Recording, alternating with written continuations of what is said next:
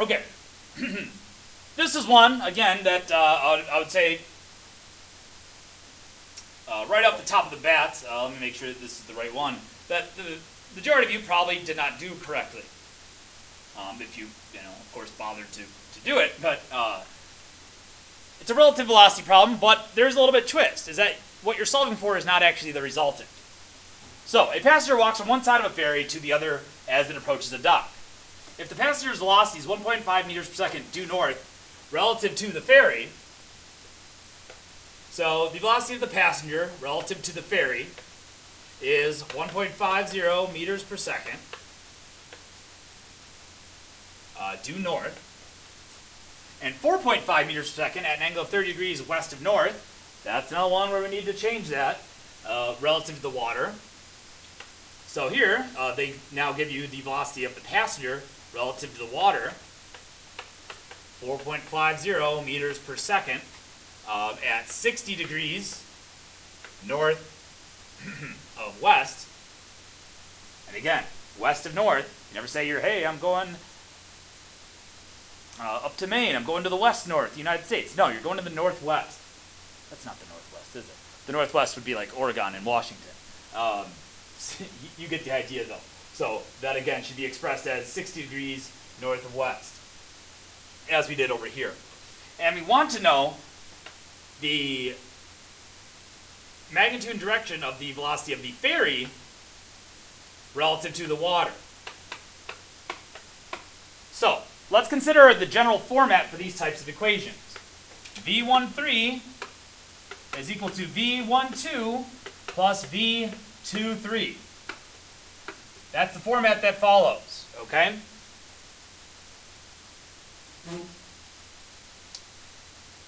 In this case, 1 represents the person, 3 represents the water, 2 represents the ferry. So considering these variables that I listed up here, there's only one way that we could list those in this pattern, and that would be the velocity of the person relative to the water is equal to the velocity of the person relative to the ferry plus the velocity of the ferry relative to the water. So, as you may notice, what we need is this one. And we have each of these two. So now what happens? In other words, we are given the resultant, and we need one of the vectors that we are combining. So kind of initially drawing this, VPW is the resultant, 4.5 at 60 degrees north of west. So we are given this as a resultant. So there's 60 degrees. There is this vector here. The other one we have is due north, so 1.5 due north. And the vector we want to know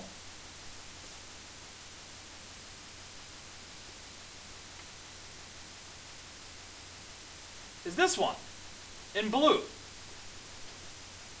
Now you might say, that looks like it's drawn funny. It's not, but it seems that way, because I drew the resultant first and drew the vectors that we're combining second. So again, here is VPW. This one is VPF. And this one is the one that we want, and that is VFW. So when we're not solving for the resultant, life gets a little bit screwy. Our procedure is just slightly tweaked. And this is one of the ones that we hadn't really done one like this before, so you might not exactly know how to do it. Now, if you're one of those people that are pretty into it and are pretty mathy, you probably figured out one way or another to do it. But writing the whole thing out, if we look at this equation, now this is vector addition. Okay, these aren't just magnitudes, these are full vectors. But since it still is an equation, and if the variable we want to know, the unknown variable is not all by itself, we have to make it all by itself. So how do you do that? You take this guy, VPF, over to the other side.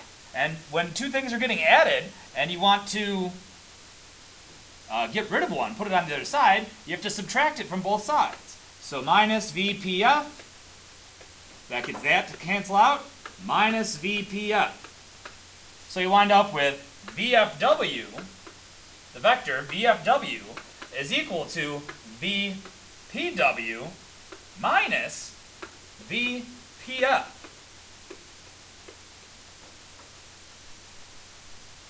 So in other words, the vector we want to know is equivalent to the sum, or the combination, of VPW, which we have, and negative VPF. So if we have VPF, we have negative VPF.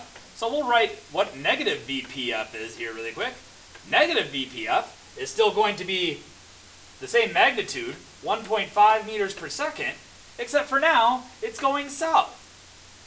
So using this vector addition over here, all I have to do to find this answer is find the vector sum. I have to find the resultant of VPW and negative VPF. Find the resultant of these two vectors. And that puts it in a way in which it makes VFW our resultant. So redrawing this new combination is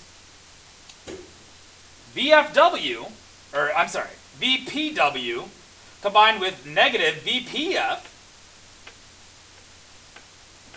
That's the negative VPF. Our resultant is this guy, VFW. And this guy here is the same as this guy here, except for now in this notation, it's now our resultant. Whereas over here, it was not the resultant. It was one of the two vectors that we were combining. So, this is the kind of process that we need to use. And this is one of those things, well, why would you ever want to subtract vectors? This is one of those situations which you're subtracting vectors. So, now that we have a equation that tells us we want a resultant, anytime we want a resultant, we got to make a chart. Every time, making a chart. It's like, feels like we're beating a dead horse here. So, we want to know the sum. We want to know the vector combination of VPW and negative VPF in order to find VFW.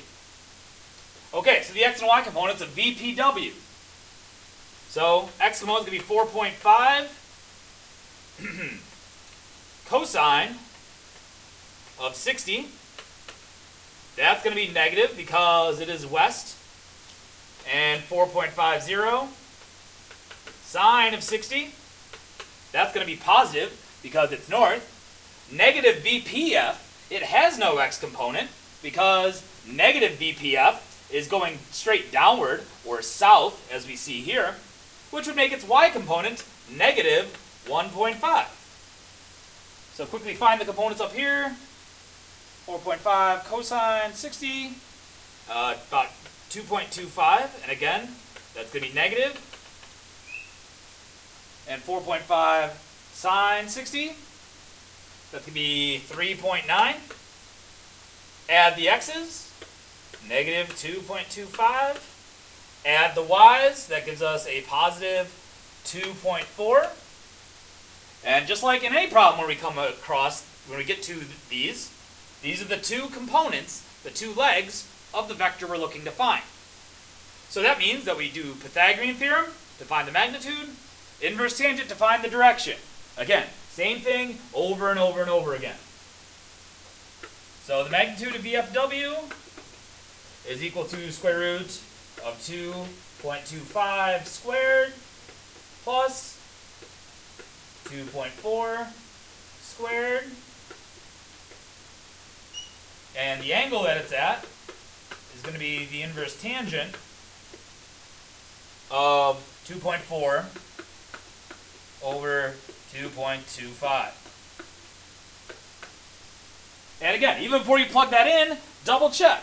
Does it look like this vector here should have a negative y component?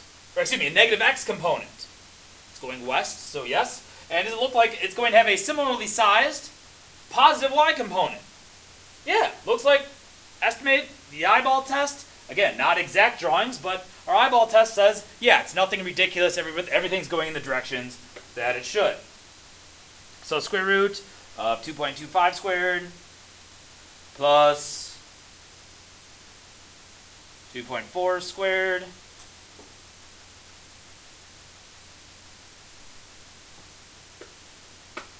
is about 3.3 meters per second.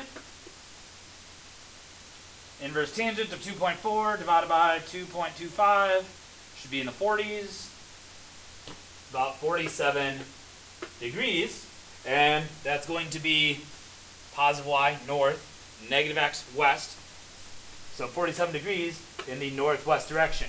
Magnitude and direction.